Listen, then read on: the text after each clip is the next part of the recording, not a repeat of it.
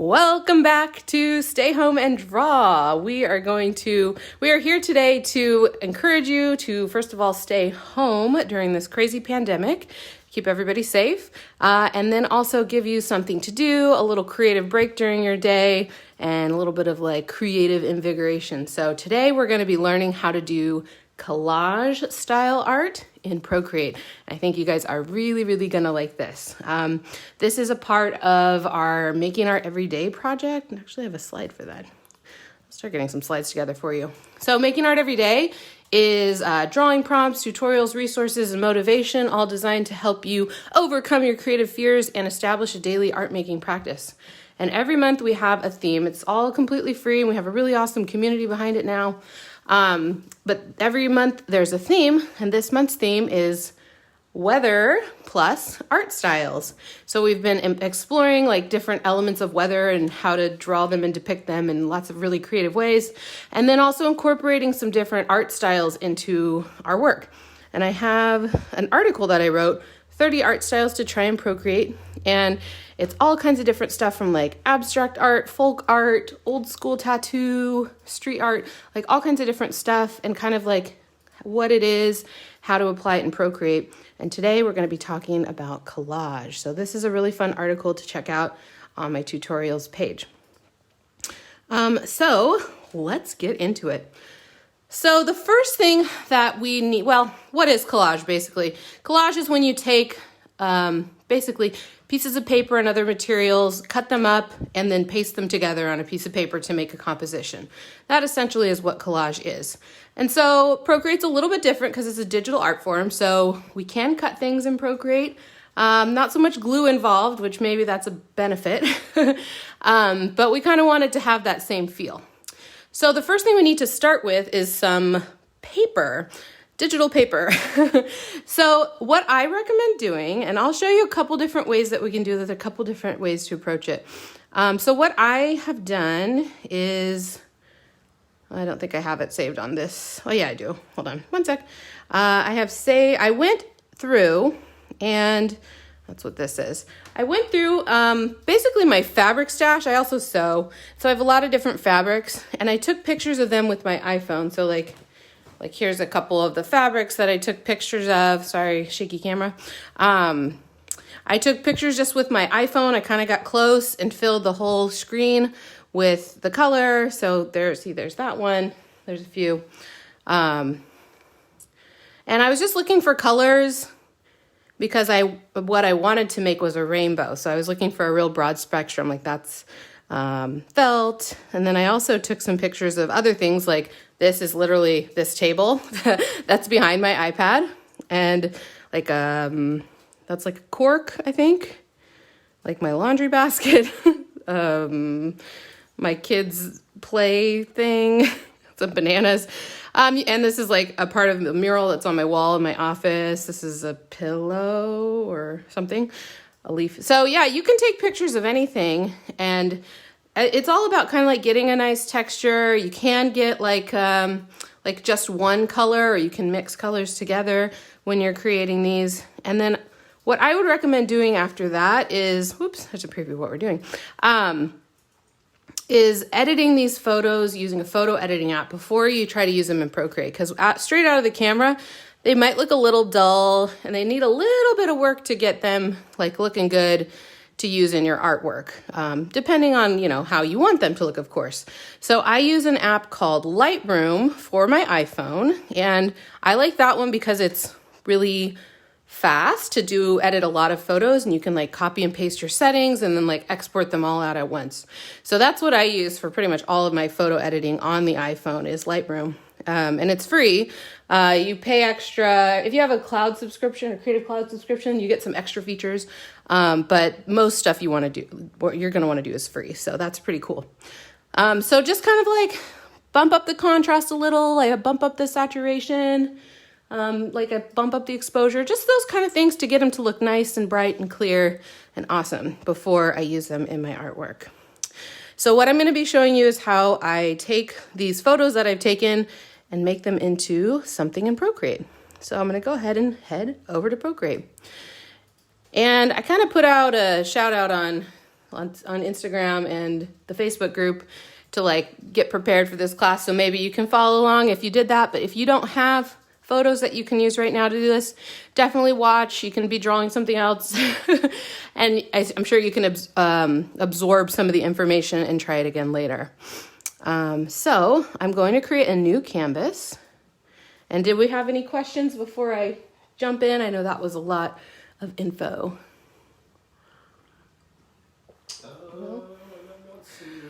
Drink some tea. Okay, cool. You guys are doing good.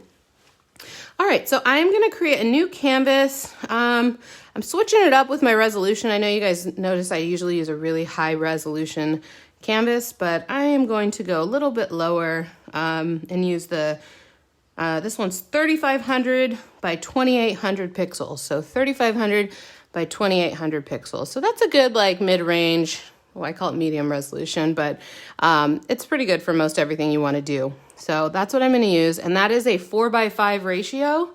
So 5:4, that is the like maximum width you can use on Instagram. So that's why I use that one. Okay, so basically what we're going to be doing is we're going to be importing these photos into Procreate, and then we're going to be cutting out shapes and putting them into a composition. And I'm going to be making a rainbow today. So this is actually a pretty simple one, so it'll be really good to show you. So I'm going to go to the wrench icon and go to Add, which is the first one, and then Insert a Photo. Then I'm going to go to all my photos, and I'm going to start with this bright pink magenta. And I could import all my photos all at once, but maybe I'll just do it one at a time, and then I'll cut them out as I go. So for all the like cutting, I'm going to be using the selection tool. There are a number of ways that you could turn this photo into a shape, but I like to use the selection tool because it's you have a little less control with it, and you kind of get like some wonky lines, and it's not perfect. And that's kind of what I want when I'm doing collage, because you can imagine if you're cutting with scissors, I mean, you can be very careful and cut it out, but you want some of those irregularities, I think. So I'm going to make sure I'm using the freehand selection, which is down here, and that means I can just draw a selection. So I'm going to draw a rainbow. It's just going to be like a big rainbow like that. And basically I can just do this, do that, and I'm just making like that first stripe and then finish it out. And if you don't meet like the beginning of your selection and it's still got the little dotted lines, I'm gonna hit the Add button to just commit that selection. And you can't see it, but there are little stripy lines to show that something is highlighted, which is what we want. And then I'm gonna hit Invert. And that's gonna basically select the outside of what I just selected. So like all the outside bit. And then I can just clear that all out. And I can do that a couple different ways. I can go up to Layers, tap the layer and hit Clear. And there you go, it just clears everything else. So that's why I inverted it, because first I selected just this, then I inverted it, and now I can delete everything else. So that's one way you can do it. The other way is faster, which is a 3-finger swipe, like not a swipe, but a scrub. You just go with 3 fingers on the screen. So I'll show you that, like that. So that's a quick way to clear out something that you have selected or clear out a layer. It's just like little 3-finger scrub. So I've got my first little rainbow color, and I'm going to add another one now. So I'm going up to the Actions menu, Add, Insert a Photo, and I'm going to do this. Maybe I'll do this. Which one? I'm going to go with this one. This is like another fabric that I did. And so now I want this one below it, maybe. I don't know. But this makes it easier for me to see what I'm selecting if this one's above it. So now I have the red selected, and I'm not going for perfection here. I'm going to kind of overlap them a little bit. I want it to be a little bit irregular, kind of not perfect. So there, I made that selection. And the reason I hit Add is just basically to commit that to being the selection, like complete the, I I don't know, complete it. There's a couple people say like their invert button is grayed out. Yeah, so that's exactly what I was just mentioning. So here, I'll do this one more time so you can see it. So okay, I'll start fresh. I'll go to selection. I will make my selection. So I'm going to draw it in. And I'll draw the other side. And you can't, if you get it to there, it might commit the selection and that invert button will pop up. But if you don't and it's grayed out, just hit add. And that will basically commit that shape to being the selection, if that makes sense. And now my invert button is highlighted. So that's really why I did add. Like if you wanted to add to your selection, that's what add is really for. But for our purposes, it's so we get access to invert. So now I can hit invert. And then I'm going to do that 3-finger scrub. Sometimes it doesn't work that well. And there we go. And I think I might put this in the end on top of the other one. And now I'm going to go ahead and add another one. So insert a photo. Let's do orange this time. And this one's the wrong way. So I'm just going to use rotate and just make it a little bit bigger like that.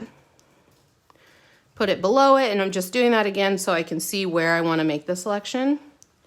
And then I'll just do it again. I'm just kind of overlapping them a little bit. Okay, and then I'll hit add so that I can get to my invert button and a 3-finger scrub to scrub it out. And I think I want it, yeah. And I can even move it around by hitting the transform tool. Just scooch it over a little bit. And now I'm gonna add another color. So I'll just kind of quickly go through. I think I'll do this texture for the next color. And what are you doing the 3-finger scrub for, Lisa? That is to clear out the selection that I have made. So I'll show you again one more time. So I'm gonna make this one bigger. I'm gonna move it below everything so I can see what I'm doing. I'm gonna select the yellow. There we go. I've made kind of a selection of the yellow. Add to commit that selection, invert. So now instead of having the stripe selected, I have everything else selected. So I have all the background basically selected, and then I do the 3-finger scrub to get rid of everything else. So I'm trashing everything except for that because that's what I inverted my selection to. I hope that makes sense. Let me know if you guys aren't following and you have questions. Feel free to let me know. Okay, and then maybe I decided I wanted this yellow one because I'm kind of making them bigger as I go, and maybe I want some to be bigger and some to be smaller. So I can cut out that part just by selecting it like that and then scrub it to get rid of it. Scrub is basically, the 3-finger scrub is just to clear. Oops, I forgot to get my selection tool. So I'm just making that selection and then clearing it out. So it's a little more regular. And here, maybe I don't like how it did that. I want to straighten it out a little bit. So I'm going to go to the layer with the orange, go to my selection tool, just chop that off. So imagine taking a pair of scissors and just shoop, cutting that off. That's kind of what I'm doing there. Okay, so let's finish out the rest of the colors here. I'm going to go to the actions menu, insert a photo. We need some green. Which one? We'll do this weird. This is like a mesh bag. And I didn't know if the green would come out, but I think it's okay. And then I'm gonna put it behind just so I can see a little bit better. Kind of running out of room down here. And sometimes if you're doing something like this, maybe it's a good idea to start with the sketch so you can figure out like where all of your stripes are going to be and make sure you have room for everything. Oops. So what was the alternative to the 3-finger scrub? Yeah, if you're having trouble with the scrub, because it can be a little bit tricky, I'll show you on this next color. So let me I think this will be my last color. I'll do this blue here, kind of blue-green. I often don't put purple in my rainbows because it's my least favorite color. Okay, so I'm going to select the blue, kind of like that. Actually, maybe I'll make this one shorter. Okay, so I've made my selection. I'm gonna hit add and then invert to invert the selection. And the other way to do it if you're having trouble with the scrub is to go to your layers menu, tap the layer, and hit clear. So that's like the manual way to do it. And there we go. And now I have this cute rainbow with all these like cool textures and their photos, and it has just kind of has a different feel than like just drawing in Procreate because they're photos. I really like the way it looks. Now that I'm at this point, so realistically, a collage would have some little bit of shadows in between all the pieces of paper that you put in. And there's a couple of different ways that we can do that. I honestly like kind of prefer it this way without the shadows, but if you want to add a shadow, I'll show you how to do that. And I'll show you maybe with this blue guy since it's in front. So to create a drop shadow in Procreate, there's no built-in feature for this like there is in like Photoshop. So we kind of have to like make it up on our own. So we're gonna basically, oops, I didn't mean to hide that. I'm gonna select this layer, the layer with the blue. Select it by tapping it and then going to select. And then I'm gonna create a layer right below it. So I tap the layer here, created a layer, and it'll put it below the blue layer. Then I'm going to select black, and I'm gonna hit fill layer. And it's a little bit hard to see here, but now I've created a layer filled with black that is the same exact shape as this blue arch. Now to make it a little more drop shadowy, we want it to be a little blurred. So we're gonna use Gaussian blur. Do not know how to say it right, but we'll go with that. So sorry, I did that kind of fast. We're gonna go to the adjustments menu, which is a little like magic wand. We're gonna go to Gaussian blur. And then to adjust it, you slide with your pencil. So if you go this way, it'll get really blurry, but we don't want it to be very blurry. I want it to go, I kind of want to keep it just like a little bit blurred. So this is like 3 to 5% maybe. And that's totally your preference. The more blurry it looks, the further away the pieces of paper will look from each other. So since it's supposed to be like glued on a piece of paper, you don't want too much blur in your shadows. So you can just kind of like barely see it. So that was 3%.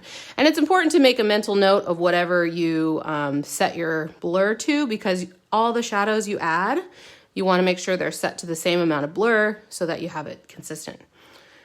So we'll commit that. So we've got our little blurred shadow, but of course we don't want it to be just like that. Light usually comes in normally at an angle. If the light was coming, oops, sorry about hitting the camera. If the light was coming straight down, it might look something like this, but that's not usually how it happens. So I just want to make sure I still have that layer selected. And then I'm going to go to my transform tool. Actually, I'm going to resize it so you can see it a little better. And we just scooch that over a little bit. Yeah. Just so you know, Lisa, we're all having a discussion back here about purple. Do we have purple haters or purple lovers? Well, we had a requester of the color purple, and then someone came in with like, Lisa doesn't like purple. And so you guys know me. I'm laughing quietly. There's tons of people at home that know Lisa is not a fan of purple, but I just love that we're all having a conversation and Lisa. That's so funny. I have no idea. But maybe we could take a poll, purple haters or purple lovers. We'll see what camp you fall into. So if I move it over, that means the light's coming from this way and casting a shadow that way. But even this, to me, still looks a little unrealistic. It looks a little like computer generated. And that's why I tend to shy away from drop shadows created by computers, because they look a little fake. But there is a couple things that you can play around with to make it look a little bit more real. And that, I'm going to show you that really quick. So what I'm basically going to do is I'm going to go into my adjustments menu and then go to liquify. And now I can move the shadows a little bit. And I'll show you what I mean. This is a little hard to explain. So basically, maybe some of the paper is kind of like peeling up a little bit. Or it's not like completely flat, glued down all the way. And in that case, you would see some inconsistencies in the shadow where parts of it are bigger than others. So if I wanted this edge to be curled up just a little bit, basically what I would do is move the shadow further away. And you can already see, like, this is way too dark, first of all, but you can already see it kind of feels like it's peeling up a little bit. And maybe this side's doing it a little bit too. And then I can move this in a little bit, and I can just kind of make these little adjustments to my shadows to make them just feel a little more irregular, a little more realistic. So that's kind of what I'm doing here, and I can scooch that up. So if you really want to fine tune your shadows and make them look a little more realistic, that's what I would do, is like use the liquify, the push one especially, to kind of like move things around and make it look a little, you know, I can even do that if I wanted. The further away you make the shadow, like the further from the paper this other piece of paper is going to seem, but I'm not going to do it that way. And then of course you also want to adjust the opacity because shadows aren't going to be pure black like that. So I'm going to go to the little N, and then I'm just going to reduce the opacity like that. And you could play with the blend mode. Sometimes putting it on the multiply blend mode will look a little more realistic depending on what color it's lying on top of. Sometimes if it's just on normal, it looks fine too. And then the last thing to kind of make this look a little more realistic is to go to your eraser tool, and I'm going into the airbrushing. This is a built-in Procreate brush, so you guys all have this. Airbrushing, and I'm getting the soft brush. And I'm using a pretty big, that's the size of my brush right now. And like these edges of the shadows that are further away are gonna be a little more faded. Like where it's hitting really close to the paper, they're a little darker. So if you kind of make these, you can adjust the brush size a little lighter on the edges, kind of looks a little more realistic. So kind of like the shadows like fade away the further out they are. So that's kind of one way that, and now that to me looks a lot more like authentic. It looks like a real shadow. The paper is kind of like peeling up a little bit. So those are some fun things that you can do with shadows. And if you wanted to add a shadow to all of these layers, you'd basically just have to go through each one, tap on it, select it, create a new layer right underneath it, and make sure you have black selected here, and then fill with black, fill layer. And then you would do the same thing. You would change the gradient or the Gaussian blur up to the same like 3% that I had here, and then you could play and adjust your shadows. So do that for all the layers. And one other tip, I know I showed you guys like how to move it once. Here, I'm just gonna go through and do it really quick. I'm gonna create a shadow for each one, select. Here, I'll quickly put in a layer in between so that I can go faster, kind of like more assembly line. So I'm gonna select this layer, fill, select this layer, fill, select this layer, fill, select this layer, and I forgot to add one underneath it, so I will do that, and fill. So now if I want them all to be, you know, how I moved it so it looked like the light was coming in at an angle, you really want to do that all at once. So if I have all these different layers of shadows, I'm going to select them all. I already did that one, so I'm not going to do it. And then I'm going to use transform to move them all equally like that. So that way they all have the same kind of direction of shadow. I hope that makes sense. Of course, I didn't add the blur to that yet, so it doesn't quite look right, but I showed you guys how to do that already. So yeah, so that's how to do just a very simple kind of collage with pictures that you took around your house, pictures of fabric, pictures of textures, pictures of colors. And then I'm going to show you guys one other way to do collage next. So before we move on, I just want to see if you guys have any questions about anything that I've shown you so far. Do you have any questions back there, Jeff? We just got. I was just talking to someone about. They're asking if you got your iPad refurbished or anything, or Oh. discounted. We don't have.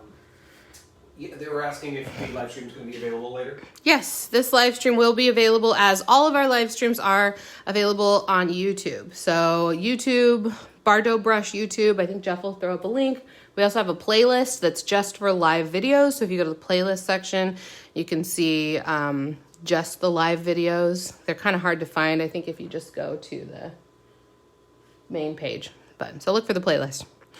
Okay, so I'm going to get out of here now. And I'm going to start afresh. So I'm going to create a new canvas. I'm using that same 3500 by 2800 resolution. They're having a problem with the fill layer. Make sure you have a selection first. You've made a selection first. And then you will be able to fill. And it has to be on a new layer. Okay, so for this collage, I am going to show you how I use basically stock photos to create a collage of photographs. And so this is more along the lines of if you were to like grab a magazine, cut out little pieces of pictures and like glue them together to make something. But we're doing it digitally. So you absolutely could take pictures of magazines and cut them out that way, but you also might get into some like copyright issues and things like that. So what I did is I went to some free stock websites. Oh, here it is up right now. Hold on. So this one is called Unsplash. I put some links to the three that I use most commonly. So one is Unsplash. There's Pexels, which is Pexels, and Pixabay. So those are three sites that I use, and these are free to use stock photos, so you can use and reuse them and edit them and use them commercially, and like it's all good. Just double check the license on, like there's always a page with a license that says what you can do. You can use them for commercial and non-commercial purposes. So if you were going to make art and then sell it, you're good to go. So that's kind of the benefit of doing this. So I kind of had a rough idea of what I wanted to make, so I downloaded some photos and saved them into my camera roll of things like flowers, some clouds, a rainbow. I thought I might want to do something with rain boots, and things like that, because I have kind of a rough idea of what I want to do. So I downloaded some photos in that genre, and now I'm going to show you how I'm going to put them all together. So I'm going to go back to Procreate, and I'm going to start by adding like some green grass along the bottom here. So I'm going to go to the Actions menu, insert a photo, and I want to use this one here. So I've got some green grass. I'm going to put it down here at the bottom. One cool little tip, if you're in transfer mode and you want to zoom out, like you can't because it'll just adjust this picture, but you actually can if you hold another finger down on this arrow icon. It's kind of tricky, but sometimes it doesn't always work. And you can resize that way. So if you ever need to zoom out while you're in transform mode, hit that down and then you can zoom out. Otherwise, you'll just be adjusting your picture. So I just wanted to kind of move it a little bit so I could see, make sure it's hitting the bottom. Okay, so now I'm going to grab my selection tool, and I could select it and just do it this way, but I think I want to actually pretend like I'm cutting it out like grass. So I'm basically just going to do that. So I'm just going to kind of make little jagged kind of selections that look kind of like, you know, a grassy texture. And I'm just kind of like going choo-choo-choo up and down all the way across. I can take a question or two maybe while I'm kind of drawing this in. Collage can be a little, tedious. Because you're doing a lot of cutting, but it's also kind of therapeutic at the same time too, because of that. Like it's a little less taxing on your brain creatively while still being creative. And that's what's kind of fun about it. And while you're doing, someone's actually asking about the Gaussian blur, but are we going to do that again? Yeah, I will do a little bit of shadow work on this piece as well. Okay. So I'll get to show you guys that again. It's kind of, and it'll look really cool. So I'm just kind of making it, kind of varying the heights of my grass, kind of following the arch of this whole thing. I don't mind if it looks a little cartoony, like that's totally fine. I'm just kind of like moving it over as I go. Some are taller than others. Do you have another question? I'm going kind of slow here, sorry. Maybe I'll make them bigger. Yeah, don't be afraid to ask any questions, you guys. What is the purpose of the transform tool, someone was asking? Transform tool is to move things around on your canvas and move and manipulate things on your canvas. So resizing, moving around, flipping orientations, distorting. You could do some kind of distortion stuff with them, and that's what that's for. And then what tool are you on right now? I am on, this is the selection tool. So you can see this dotted line. This dotted line is the selection that I am creating. All right, we're almost there, you guys. That one took a long time. Okay, so now I've gone over the whole thing. I do need to complete my selection. I could do what I did before, which is to like invert it, but I don't really need to do that because I can just complete my selection this way. And I've selected basically the cloud part of it. And then I can just swipe and I've erased it. So now I have this cool, I got really detailed right there and then like not at the edges, but that's okay. I love these like kind of irregularities. It kind of makes it look like it's off in the distance actually, which is kind of neat. So that's what I did for that one. And now I've got my grass. I'm going to add in some sky. So I'm going back to my actions menu, insert a photo. Go into some of the photos I downloaded, and I'm going to use this one here. And I'll probably just leave it just like that, maybe. I'm going to move it underneath the grass, so it's like kind of sticking up behind the grass. It looks like I do need to move it up. And I can make it a little bigger so I can fill it in all the way. There we go. So now I've got grass, I've got some sky behind it, and then my idea was to have like a rainbow coming in and then kind of like some big flowers all over. So I'm going to start with a rainbow. Just as you're doing that, someone's asking, is there a way you can undo while using the selection tool? Like you're using it, but you make a mistake? Yes. Let me talk about that because there is a tip I wanted to give you for that. So here's a rainbow.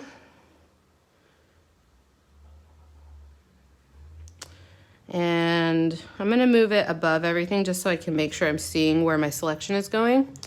So this is my recommendation because you can undo a selection, but you can't like make an adjustment to it after you've finished making it. That would be a cool feature for Procreate to have, but it doesn't. So what I would do is, especially if it's something more detailed, this isn't that detailed, but stop every so often and start again. Because if you got all the way over here and then you did this and then you went, ugh, and you're like, crap, and you undid it, now you have to start from way back here. So what I do is like, I stop every so often, pick my pencil up, because if I mess up, now I only have to undo that much. I hope that makes sense. So especially when you're working on something that's a little more detailed, like this isn't that detailed, it's just kind of like an arc. So it's not too bad, but I'll show you that in a little bit. So now I'm going to hit add so that I can invert my selection and then clear it out. And so now I've got this like rainbow coming on down. I'm going to move it behind the grass layer. And now I'm going to start adding in my flowers. So I'm going back to action, insert a photo. Let's start with this one, like a tulip. So I'm just moving it to where I can see it all. And then I'm going to start making my selection. And we're not going for perfection. Like computer programs are really good at like, especially things like Photoshop, making a selection and making it perfect so that it looks like it's just there. But that's not really the look I'm going for. Like I don't mind if some of the like edges of this photograph show, if like this green that's behind the stems shows, I don't really mind so much because I want it to look like you cut it out of a magazine and not like it's perfect. So, oops, I didn't mean to do that. So I'm just gonna, like, I don't mind that the green around the pink is gonna show a little bit. And that's totally your preference, of course. You can try to get it as perfect as you want it to be. But I think it looks a little fun if it has some of that around the edges. So you can see I'm stopping every so often. I'm also rotating my canvas, so it's easier to kind of move my pencil around. Yeah, see, that'll have a bunch of green right there. You can see I accidentally do it a lot and I have to undo it. So undo works just fine. And then there we go. So now I'm going to hit add, and then I'm going to hit invert, and then I'm going to 3-finger scrub to get rid of the edges. And here I still have this little bit here, so I'm going to cut that out too. And someone was, can you just explain the scrub? Because someone was thinking it was a swipe again real quick. Yeah, so it's a motion like this, not like a swipe. It's a back and forth motion. So and what is that the shortcut to? And so that's a shortcut to tapping the layer and hitting clear. So you can also do it that way if it's too hard to do the scrub. It takes a little practice, I will be honest, like to get it right. So okay, so now I can move this to wherever I want it to be. I can resize it. Maybe I want it like to be right there. And so there's some of those irregularities there. You can see like the green around it, and it's not perfect, but that's what I want to do. So I'm going to put in another one now. Let's do this big poppy here. And then to resize my canvas so I can see everything while I'm in transfer mode, I just hold down on the arrow, and then I can resize it so I can see. And now I can start making my selection. So for something that is like long and straight, sometimes it's hard to select, and I'm not doing too bad of a job, but another way that you could do it, you can make a selection is by tapping at different points along. So I can tap, and that's gonna connect those 2 points where I've tapped in between with a straight line. And that can be a fun look too. It'll give you a more like angular kind of way to make the selection. So it's not going to be like round cuts. It's going to be like kind of more choppy cuts. So that's another way that you can do it too. Sometimes it's faster to do it that way. Sometimes it's easier just to draw it. So just kind of play around with those 2 different ways. I'm kind of making it wavy along the edges of the flower. Coming up here. And that the tapping way is also a good way to make sharp points too. If I wanted this, I'm not doing it this way, but if I wanted a really sharp point there, I could tap instead of like trying to make it pointing like that. So that's another way to do it. So I was asking, can you do multiple selections at once within the same photo to cut, or is it one cut at a time? You can make, you can add to a selection and subtract to a selection. That's what this add and remove is for. So yes, you can do that. So you can use that to edit a selection. I don't use it too much. Sometimes I do. It kind of just depends. But I think if I am understanding you correctly, yes, you can do that. Okay, and I'm just kind of going around, coming back down. And then I can either draw or I can... Yeah, someone's just asking, what's the gesture again for undo? Undo is a 2-finger tap on the screen. 2-finger tap. And redo is a 3-finger tap. Okay, so this time around, I actually successfully connected my selection. Like if you tap that dot, it'll connect and commit the selection without you having to hit add. And now my invert button is all ready to go. So if that doesn't make sense, let me know. Oops, see, sometimes the swipe isn't that great, but there. So I deleted everything else. Now I can move this one. Maybe I want it over here. I can tilt it a little bit. Do something like that. Cool. And let's do another flower. Nope, insert a photo, not insert a file. Let's do this one. Okay, so I am gonna go to my selection tool. This one has a lot of little details, so this one will be a bit tedious, but you know, it's okay. I could choose to include these little things or not. I'm just gonna cut over them. I don't have to do it exactly as it is. So throw up your questions if you have them. I can talk about other stuff other than what I'm doing right now, because this one's going to take me a hot minute to do. So if you have any questions, let me know. I'm going to try and do it kind of quickly for you guys. Someone was asking, which brush set do you recommend for a beginner? For a beginner, you know, it really depends. And honestly, I know I make and sell brushes and stuff, but if you're new to Procreate, I would recommend playing around with the built-in brushes and getting familiar with the type of art style that you're interested in making in Procreate. And that is going to really guide you as you're trying to decide what brush sets to start with.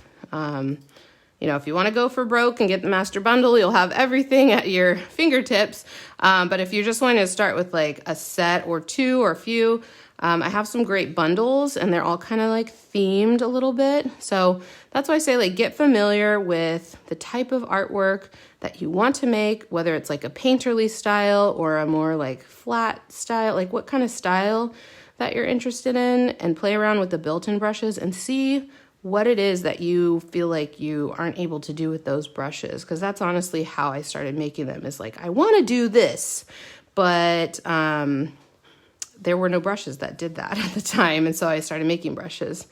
And also watch some of my tutorials and see like what looks interesting to you. Like if you've watched me do like a gouache, you know, thing, and that looks interesting to you. Like gouache is one of my most popular sets. So, yeah, it's hard to say like where you should start because it's so dependent on everybody. Like if you were to walk into an art store and you, like one person would walk in and go straight over to the paints, and one person would walk in and go over to the markers and colored pencils and stuff like that. So it just kind of depends on the person and what you're interested in. Someone's asking, what was the first iPad you got, and which iPad and pencil do you own now? My first iPad that I got was the iPad mini. Jeff bought it for me right after my baby was born, my first baby. Kind of like a push present thing, I guess. And I didn't have an Apple Pen. Well, I didn't have Apple Pencils for that, or even they didn't exist at the time. And I was at like an Aaron Brothers one day, which is like an art and framing store, and they had this little stylus that looked like a paintbrush, and it had bristles, like it literally had bristles, but it was for your iPad. And I was like, oh, that looks fun. And so I bought it and I took it home, and that just like, I was like, oh, and then I started getting into the apps and like the different drawing apps. And then I found Procreate, and then, you know, yeah, then it was just like, I was done for me. And I was like, oh my gosh, this is amazing. And I was like, I want a better stylus. And so I started with like a Wacom stylus, and then the iPad Pro with the Apple Pencil came out, and I wouldn't have bought it for myself at the time, but my husband is awesome and he gave it to me as a gift. And that at that point, that's what really changed for me. And like, I actually was making art very consistently at that point, because the Apple Pencil is so much better than anything else that I had previously tried. So that's kind of my iPad story. And now I have the iPad Pro from late 2018, 12.9 inches. It's probably, I don't know if I maxed out the hard drive space. I probably did. You did. Yeah. I tend to put a lot of stuff on my computers and iPads and things. And I'm not that good about backing up and clearing them out. So I just kind of get the biggest ones that I can. So I was just saying, I have an iPad mini 2 right now, and it doesn't support the pencil, and I use a broken stylus. And the thing is you're making art, and you're using your iPad, and you're drawing, and you're getting better, and that's all that matters. That's awesome, to be honest. Yeah, it doesn't matter. Like, I made some pretty cool stuff back when I didn't, like when I was on those older styli, even with the like little cheapy paintbrush one. I think it was like $12 or something. And I made some really fun stuff with that, and I had fun with it, and it led me to continue on and advance myself. And that's fine. Like, start with Crayola crayons, or like the cheap ones from the dollar store, and then move up to like expensive paints. Like, you don't have to start with the most expensive stuff to make art. You can start with a paper and a pencil, you know? Someone was asking, is there an auto select tool that we can use when there's like a flat background kind of thing? Yeah, there is an automatic selection tool, and I don't know if I have a good photo for that. I haven't really played around with it much. Here, this one's got a pretty flat background. So if you go to selection mode, you can go to automatic, and you can tap into an area of color. And if you, I haven't lifted my pencil up, and you can adjust the threshold of how, like, you know, how much of it you want to select. So I could do this, and then do the same thing, invert, sorry. Oh, I think that's what I wanted it to do. Nope, that's not what I wanted it to do. I need to invert my selection again. Invert. There we go. So yes, that works. That is something you could do. In my opinion, I don't like it as much. I kind of like it done by hand because it looks more like you did it with a paper and pencil, or not, sorry, with scissors. So that's an option. You could do it, but I kind of like it done by hand. I'll leave this one for now just for the sake of time. I'll put this guy, I don't know, we'll put it over here for now. Okay. I'm gonna do one more flower, and then I'm gonna add like some clouds and things like that. So I had this yellow guy I wanted to add in. So I'm gonna do that one next. So this one, obviously that automatic thing would not work at all. So I'm gonna go back to freehand, and I'm gonna start here, and I'm gonna tap, tap, tap to kind of get along the edges of that curved line. And then, remember sometimes it's hard to, there we go. I'm stopping frequently in case I like mess up with my selection. I don't have to undo too much at a time. And it's also helpful for me to like move my canvas around and get like a better angle for me to draw at. Oops. I can have another question if there are any, you guys. You're asking some good questions today. We had a question actually about people skills and when it was going to resume. Probably this summer. Those videos are pretty intense and in depth, and they are a lot of work to make. So I did 11 within like 3 weeks, you guys, or something like that. It was insane, and I just about killed myself, not literally, but it was very, Jeff knows. It was a hard time. And so I kind of stopped with them for a little bit, but I do want to pick them back up this summer. We're about to have a baby in like 5 weeks, 4.5 weeks. Yeah. So that's going to kind of take up a lot of our time coming up. But real quick, as you're doing this, just because someone was asking, can you talk through the step after this? What you just did, basically. So after you do the selection tool, what do you do once you've finished your selection? So I tapped the add button just to kind of commit the. So to get rid of the dotted line and to like commit the selection, and you'll notice like there'll be some stripy lines across everything. And then I hit invert to select the background instead of the actual flower. And then I did 3-finger swipe to clear it out. You could also go to the layers menu and hit clear. So now I've got like all my flowers that I want to do. I'm going to kind of just like move them around and manipulate them a little bit. So to do that, I just go to the layer I want to select. I'll do this one. I go to the transform tool, which is the arrow, and then I just kind of resize it and move it. If you have on magnetics, that might make it a little bit harder because magnetics gives you little guides. And so it's hard to like just kind of move it a little bit. So make sure that's turned off. But uniform is great if you don't want it to get like distorted. So I'm just gonna kind of move these around, make them exactly where I want. Maybe that one's a little more tilted. Let's see, we'll move this guy a little bit. Maybe it can go that way just a little bit more. I can also change which ones are in front. So if I want this tulip to be in front of this other flower, I can just drag that layer and now it's in front. So that's another thing that you can do. I can tilt it, I can make it smaller. I mean, overall, I'm pretty happy with this. I think it looks pretty good. So maybe I'll just move this one over a little bit more. And now, okay, so I'm happy with all my flowers. I think they're looking pretty good as I continue to move them around. I just want to add some more clouds to the background because I think it looks a little plain up there, and I'm going to do it in a different way. So I'm going to show you that right now. So I'm going to go to Actions, Insert a Photo, and I'm going to use this image here. It's just like an image of clouds. And I am just gonna basically cut out the shape of clouds with this cloud texture. And I'm not gonna follow the lines of these clouds, so I'll show you that. I'm gonna move it to the top just so I can see it better. I'm gonna go to my selection tool. And then basically I'm gonna cut out the shape of a cloud like this. So it's like more of a cartoon cloud shape instead of like following the contours of the actual cloud. And I'm gonna redo it actually because I wanna get more of this cloud texture, and this little area doesn't really have a lot of it, so maybe I'll do it over here instead. So this is like the cartoon kind of cloud shape that I'm making. So whoever was asking earlier, this is good, you can see it again.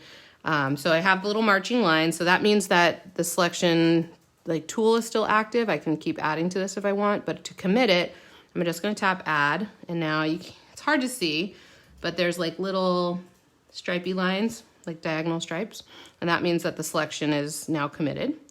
Hit invert and delete. Now actually I'm gonna do it differently. I'm gonna mix you guys up. So I undid the invert because I think I'm gonna make another selection somewhere else. So this is another way that you can do this. I am going to copy and paste this onto a new layer because I still want to use this cloud picture to cut out another cloud. So there's a handy copy and paste button. So I can tap that. And now I've got that cloud selection that I made on a new layer. If I turn this off, there it is. So I'll turn that one off and go back to this layer. I'm gonna disable my selection and make a new one. So now I wanna do another cloud. Maybe I'll use this area over here. So I'm using the same photo and making another selection with it. And then I can copy and paste, and that will put that on a new layer too. And now I think that's good. I don't need another cloud, so I'm just gonna delete that. So now I have these two clouds. And real quick, someone was asking, is there a way to move around the selected area like in Photoshop? No, there isn't. That's why I said it's good to frequently stop every so often, because you can't just morph it and adjust your selection like you can in Photoshop. So okay, so now I'm gonna move my clouds to where I want them to be, which I think is maybe over here. And then the other one, I'm just gonna move it behind the rainbow a little bit, like that. And then these cloud, this cloud photo is a lot more dull than the other cloud photo. So I'm gonna make some adjustments to it so that it kind of has this, everything's really bright except for these clouds now. So I'm just gonna merge these two layers together. So just tapping on the top one, merge down, we'll merge it with the layer below. So that way I can make my adjustments all at once. So I'm gonna go to adjustments, and then I'm gonna go to, we'll start with hue, saturation, brightness. So I'm just gonna brighten them up a little bit. I could even do more saturated, but that doesn't really make too much of a difference. They're a little bit more bluer. So then they look a little more in line with what I have already done. And Instagram, you guys, we're about to lose you, I think, in just a minute. So if it goes blank, we're gonna hop back on because there's an hour time limit for Instagram, unfortunately. So stay with us. All right, well, I'll just end you now and then I'll bring you back. 1 second. All right, thanks everybody else for bearing with us while we get Instagram going back up. Someone was just asking if we're going to be back on Friday. The answer is yes. We will be back at 10:30 a.m. Pacific time on Friday. Absolutely. Yep. Okay, cool. So now I've got my clouds. The color, the brightness of those clouds kind of match the other clouds, and we're looking all good. Now, the one thing that's I got to move them. I want to move them behind everything else. So I'm going to put them right in front of this background layer that I made. And so now they look like that. And I can even select that part. Maybe I want it to be a little higher. And this one, I just select it all around it, and then I can maybe do it like that. Just kind of minor adjustments to get it exactly where I want to go. Okay. So looking at my piece of art here, I don't really love the rainbow. Like and I've looked for some photos of rainbows, and you know, like in real life, rainbows are very thin and small, and I want something a little more bold. So I think I'm gonna not use that photo of the rainbow, and I'm actually going to paint something in instead. So I'm gonna create a new layer. So this is above my clouds, but behind everything else. And I'm gonna use one of my brushes. I'm gonna use light brush strokes. This is from Gouache Paint Box. Of course, you can use any brush you'd like. But I'm gonna paint in a rainbow instead. I think that'll be more fun. And it's kind of now like becoming mixed media kind of a situation. So I'll start with like a reddish color. And I think I'm just gonna do it. It's a little too big. Do it kind of like that. And this brush has a little bit of transparency to it, which I kind of like. I'll grab like an orange. I'm kind of overlapping a little bit. There you go. Kind of paint in some of that. Now yellow. So I'm just basically making my own rainbow. I think that'll be a more bold graphic look that I prefer myself. Someone was just saying, hey, when you transform something, the pixels get deformed or patterned. How can you fix that? It depends on how high resolution your canvas is, and also what interpolation mode you have. I talked about this when we did our pixel class. So that is here. And I actually do still have it set to nearest neighbor, which is great for pixel art, but sometimes can make your edges of things look a little jagged when you move them around. And you can kind of see that jaggedness, like it's not bothering me so much, but by default, so nearest neighbor gives you the most jagged look when you move your pixels around. By cubic is the more smooth look, although sometimes it might be too smooth and things might get blurry. And then by linear is somewhere in the middle. So check that mode. And, you know, I would definitely start with a high resolution canvas first of all, because the smaller your canvas is, the more you'll see the effects of moving things around, because this is a raster based program, meaning it uses pixels. So it's not ever going to be perfect, like perfectly smooth, like if you use like Adobe Illustrator or something like that to do a vector, which uses math to make shapes. So I hope that answers your question. Check that mode out. The try by linear, that's the one that's kind of the middle grade. I go a little darker with my green. All right, so I'm still painting in my rainbow. I'll just finish it out. I'll do like a blue maybe. And maybe a little brighter since it kind of blends into the sky. There we go. And I'll add a little bit of purple, just a little bit. Which brush are you on, by the way, again? Someone was asking which Yes, brush. this is light brush strokes from Gouache Paint Box, and it has kind of a painterly texture. That's why I chose it. So I really like that about this brush, and it's got a little bit of transparency, which I might even exaggerate that transparency a little bit more. All right, so I've got like a big rainbow now. I like that a lot better than the little dinky rainbow we had before. I'm gonna make the red a little bit bigger. And like I said, I liked the transparency where you can kind of see some of the clouds underneath. So I'm actually gonna use that brush as an eraser now and just kind of like erase a little bit more to make it a little bit more transparent. This is just like a fun artistic choice. So I'll hold down the eraser tool to select the same brush I had used as a brush. And I'm gonna turn down the opacity to maybe like halfway here. And then just kind of like very lightly erase parts of this away. So now I can see behind it a little bit more. Just so you know, YouTube was saying that purple looks awesome. I'm glad you guys like that. I did it for you. Okay, cool. So now like you can see behind it, it looks more like maybe a watered down paint, which I kind of like that look. And then there's one more element I wanted to add into this. I had downloaded this photo of a hand just because I thought it might look a little fun and quirky to have like a hand underneath, like maybe the rainbow's coming into the hand, or I don't know. I just saw the hand and I'm like, oh, that'd be fun. So I'm going to select that.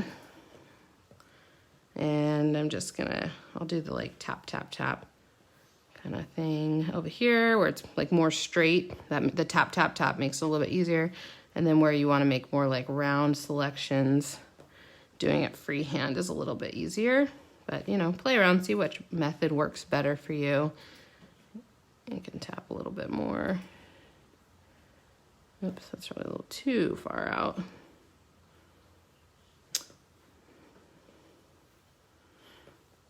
Okay, almost done. Kind of roughing it here. Oops, I need to do it that much. Any other questions while I'm tracing this hand? Jeff? Jeff, any questions? No? You guys are just hanging in there, huh? Thank you. They're doing awesome. Okay, cool. Someone was asking though, what brushes can I buy to do lettering with? Oh, any brush. There are brush sets that people have made, like lettering. I can do lettering, but it's not like my niche, however you like to say it. But there are some really great sets with lettering and lettering tools and things like that. So search specifically for that and you'll probably find some good ones, but you can letter with any brush. It just kind of depends on what kind of style you're going for. So I was asking, is the eraser tool easier than the selection to select the whole rainbow and lowering the transparency? Yeah, the eraser, if I use the selection tool, that would make like a solid selection. So I wouldn't want to use it for what I did here. I just want to kind of like make a semi-opaque erasing. So yeah, I don't know if that makes sense. Okay, I'm gonna flip this whole thing because I want it to come from this side. So I'm selecting it and then flip, and then I can move it over here. I think that looks a little bit better there. And now this is very like stock photo-y looking. It doesn't have a lot of contrast and it looks kind of like, these are all really bright and contrasty and I love that, but this kind of looks flat. So I'm gonna zhuzh it up a little bit. Hue, saturation, brightness isn't always the best way to adjust. Curves is sometimes better if you want to add contrast. So to do this side you would want to bring down, and that kind of adjusts your darker colors, your darker tones, and makes them darker. And this, if you do this side up, that'll make the lighter tones lighter. So in a sense, we're like doing this to just basically add some contrast. Play around with curves. I play around with it, get to know it. It can be very handy, especially since there's no contrast adjustment in Procreate. This is the best way to do that. So now it's like a little bit more contrasty, and I like that a lot better. It feels more like it came out of an old magazine than just like a basic stock photo. I can even go into my adjustments menu and add some noise. I'll zoom in so you can see that. So that was adjustments, noise, and then you just slide. And so, yeah, so now I've got some like noise in there that makes it look a little more grainy and kind of like an old print or something like that. Like it came out of an old magazine. So that's just a fun effect you can add to photos to make them look a little more interesting. So compositionally wise, well, actually, since we're still talking about colors, I think I'm gonna zhuzh up my green grass a little bit too with the hue, saturation, brightness adjustment. So that's in the adjustments menu, hue, saturation, brightness. I use this a lot. I can just make it a little brighter, a little more saturated. I don't know, something like that. You can also make it brighter, darker, but I think that looks pretty good. I like bright colors, you guys know that. Okay, so compositionally, I'm pretty happy with this. I've got all my pieces where I want them to be. The only thing I might want to do is add a little bit of shadows. I'm not going to add a ton, but I'm going to add a couple, maybe to like these clouds because they look a little flat, maybe on the hand. So I'll start with the clouds. So just like we did before with the simpler rainbow drawing, I'm going to select the cloud layer. So I just select it, tap it, and hit select, and that will select the edges of the clouds. And then I'm going to create a layer right below it, right here. I want to make sure I have black selected as my color. And then I'm going to tap that layer and hit fill layer. And it's probably hard to see on camera, which I'll turn this layer off so you can see it. That fills that shape of the clouds with black, so now I can use it for my shadow. So I'm going to go up to my I'm going to go to my adjustments menu, which is the little magic wand. Gaussian blur, I don't know.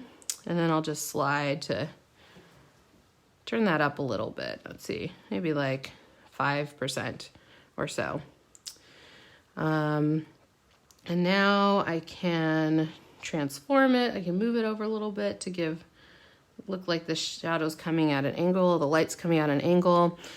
I will also reduce the opacity a little bit because shadows are kind of see-through.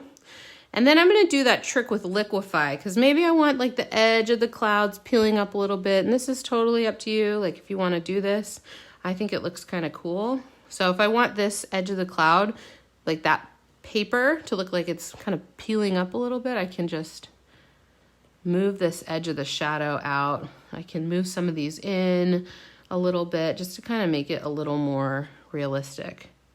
Maybe I'll do it over here too. That can kind of come down. These can come down a little bit. Kind of like it how you can see it over here. There. So the further away you drag the shadow's edge, the more it's going to look like it's like peeling up off the paper. I think it looks pretty cool. And then to make it look even more realistic, I'm going to get out of liquify. I'm going to go over to my eraser tool. I'm going to choose the airbrushing set. This is a built-in set. Soft brush. It's really soft edges, so it's really great for this. And then I'll make my brush size a little bit bigger. The lighter so I'm erasing away a little bit. The lighter these edges are, the more like kind of realistic it's gonna look. Because wherever the paper is closest to the paper below it, those shadows would be much darker, and these ones that kind of fade off at the edges. So yeah, you can just play around with that, but I think it looks pretty cool. Like it's kind of flipping up off the edge. So that's kind of like a fun effect that you can do with that. I think I'm gonna do something similar with this hand. So I'm gonna select the hand. I'm gonna select. So I tap the layer, I hit select. That will select the contents of this. Create a new layer right below it, and I have black as my color. And then I'm gonna tap it and hit fill layer, and that'll fill that same shape with black. I'm gonna go over to Gaussian blur. I go to about 5% like I'd done last time. There we go, 5%. I will move the whole thing over just a little bit like that. And you could stop there, like if you wanted to, as far as the drop shadow goes, but I'll reduce the opacity a little bit, and I'm gonna play around with the liquify. So I'll go to adjustments, liquify, and then maybe this is like flipping up off the paper below it a little bit. I don't know. It's just fun to kind of play around, and maybe this little bit also is kind of flipping up, and then if I pull the shadow down on this side, it almost looks like now the paper kind of has this, it's like bent a little bit, like the whole thing. So it's just kind of fun to play around with that. And then I'll go into my eraser tool with the airbrush, soft brush from the airbrushing set, and just kind of fade out the edges a little bit here on the sides, just a little bit. There. And so now it kind of looks like it's coming off the paper a little bit. So And I think that's all I planned for this. Like, I'm really happy with it. I love the painted in rainbow versus like just using the cut collage. So it's kind of fun to incorporate, you know, paint and collage. We've got like a mixed media thing going on here. If you wanted to, you could go in and add more shadows to like all the flowers and things like that too. But I'm pretty happy with the way this looks. So yeah, this is a really fun thing that you can do. Just grab some stock photos from those free websites, free stock photo websites that I was referencing. I've got some links in the YouTube description. And then just like cut them out, move them around and have fun, add shadows, add some paint, you know, like it's just a really fun kind of like little bit like lower on the creative, like you're using your creative brain, and lower on the skill spectrum because you're just like cutting and pasting and moving things around, and it's just super, super fun and kind of therapeutic too. So I can take a couple questions. If you guys have any questions for me about this or about something else, I'm happy to talk with you guys about that. Let's see what we got coming up in here. Oh, I see somebody asked, how do you get the circles around the eraser tool? That is a great question, actually. So I'm going to show you on a new canvas here. We'll just do that one. So what she's talking about is, or he, I didn't notice who it was. So there's like a border kind of around my thing. And that is something I've turned on in the preferences, which I find to be very handy. So if you go to the actions menu, prefs, right there, brush cursor. If you turn that off, you won't see that. If you turn it on, you will. So this shows you the edge of your brush, like basically the shape of the brush. So if I increase the brush size, it'll be really big. If I decrease it. So for me, I like it. It helps me kind of visualize where everything's going to go and my brush size and stuff like that. So that is a very handy thing to turn on. And it also helps me when I'm showing you guys things because you can see where my brush is. Someone's asking, do you liquefy the shadow layer or the image layer? I liquefied the shadow layer. So basically, I made the shadow in the same, come on, open up. I made the shadow in the same shape. Thank you. There we go. And then I kind of pulled it away from where the paper was. So the paper, like the hand, for example, didn't move. I didn't move that at all. I just kind of like moved the shadow a little bit away. So like, I'll show you another thing with maybe, let me get something else out. We'll use this one. Okay, so I have this rectangle. I'm gonna make a shadow of that. So I'll select it, put a layer right below, fill it with black. So this is just what I had done before.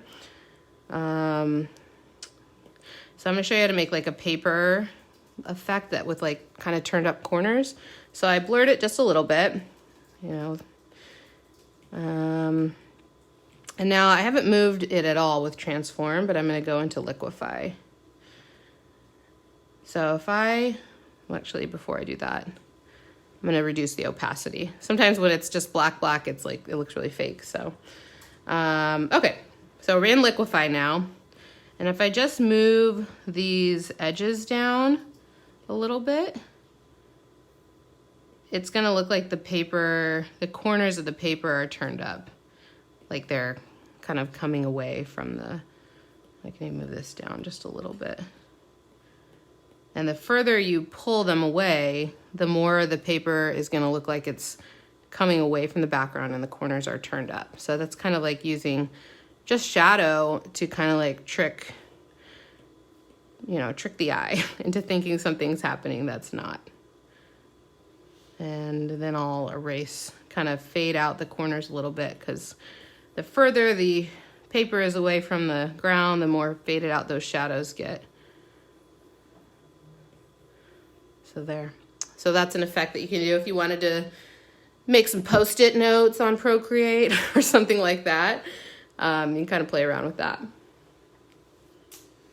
Someone was asking, is there an easy way to erase just the color fill of a shape, like an unfill function? May want to explain that one a bit more. I'm not quite sure if I understand the question. Sorry. Someone's asking, do you ever draw on paper? Yeah, I do. It's kind of a fun break from doing digital.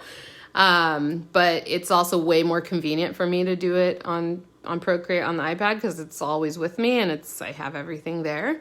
But like sometimes it's fun to take a break from that and do physical media. Like I like to watercolor paint and, you know, playing around with colored pencils can be fun sometimes, and just playing around with the different mediums.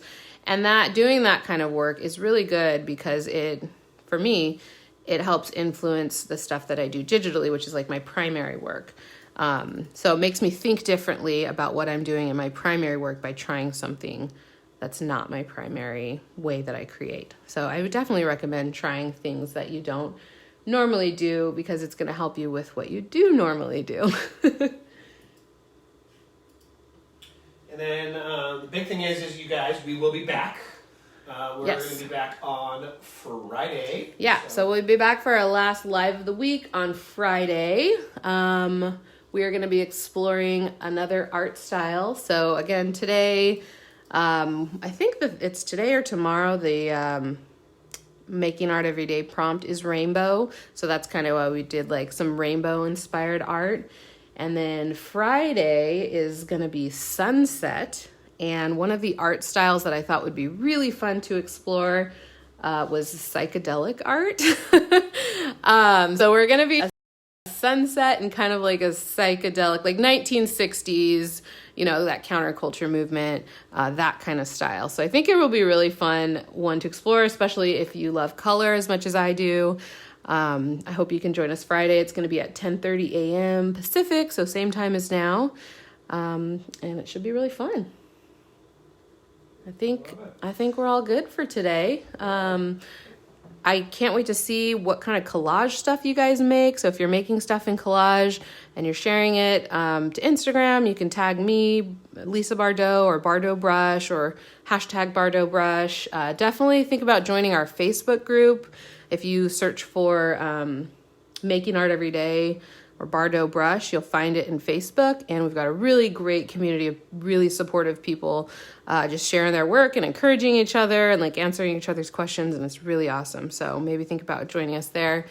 But other than that, I guess we will see you guys on Friday. Thanks so much for joining me today, and have a great rest of your day.